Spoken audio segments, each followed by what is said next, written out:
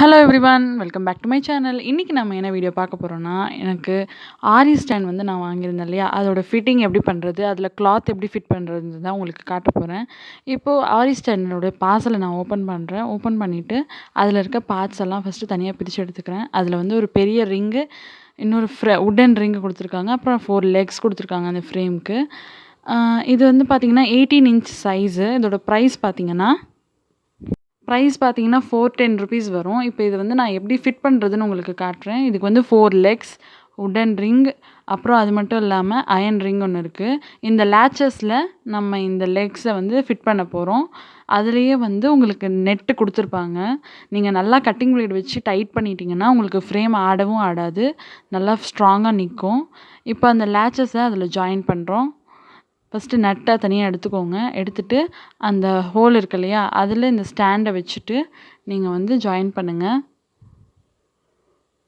பார்த்திங்கன்னா உங்களுக்கு iron ring தனியாக எடுத்துகிட்டேன், அந்த ஃப்ரேமை தனியாக எடுத்து வச்சாச்சு. இப்போ இந்த லேட்சில் நான் ஜாயின் பண்ண போகிறேன். இந்த மாதிரி டைட்டாக ஜாயின் பண்ணிவிட்டு நல்லா கட்டிங் பிளேட் வச்சு டைட் பண்ணிவிடுங்க. அப்போ உங்களுக்கு ஃப்ரேம் ஆடாது, ஒர்க் பண்ணும் போது ஈஸியாக இருக்கும். இப்போ நான் 4 லெக்ஸுமே நல்லா டைட் பண்ணிட்டேன். இப்போது கிளாத்தை எப்படி அதில் ஃபிட் பண்ணுறதுன்னு காட்டுறேன். கிளாத்துக்கு வந்து நீங்கள் உட்டன் ரிங்கை தனியாக எடுத்துக்கோங்க. அதுலேயே 2 ரிங் இருக்கும். அது மேலே கிளாத்தை போட்டு வச்சுட்டு அதுக்கடுத்து அது மேலே பெரிய சைஸ் ரிங் கொடுத்துருப்பாங்க இல்லையா, அட்ஜஸ்ட்மெண்ட் பண்ணுற ரிங், அந்த ரிங்கை ஃபிட் பண்ணிவிட்டு கிளாத்தை நல்லா அட்ஜஸ்ட் பண்ணி இழுத்து டைட்டாக வைங்க.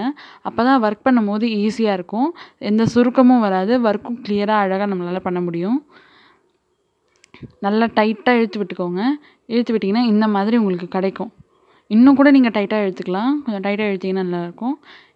இப்போ ஃபஸ்ட்டு கிளாத் இல்லாமல் நான் ஃப்ரேம் உங்களுக்கு ஃபிட் பண்ணி காமிச்சிருக்கேன் பாருங்கள். கிளாத் இல்லாமல் நீங்கள் ஃப்ரேமை இப்படி தான் வைக்கணும். அடுத்து பார்த்தீங்கன்னா நான் ஃபிட் பண்ண இல்லையா கிளாத், அதை இப்படியே ப்ளேஸ் பண்ணிவிட்டேன். இப்போ ஃப்ரேம் உங்களுக்கு ஆடாது, கரெக்டாக அந்த ஹோலில் போய் உட்காந்துக்கும். நீங்கள் ஈஸியாக ஒர்க் பண்ணலாம். அந்த ஒர்க்கில் வந்து எந்த சுருக்கம், அந்த ஷேக்கிங்லாம் இருக்காது. நல்லாவே ஃப்ரீயாக நீங்கள் ஒர்க் பண்ணலாம்.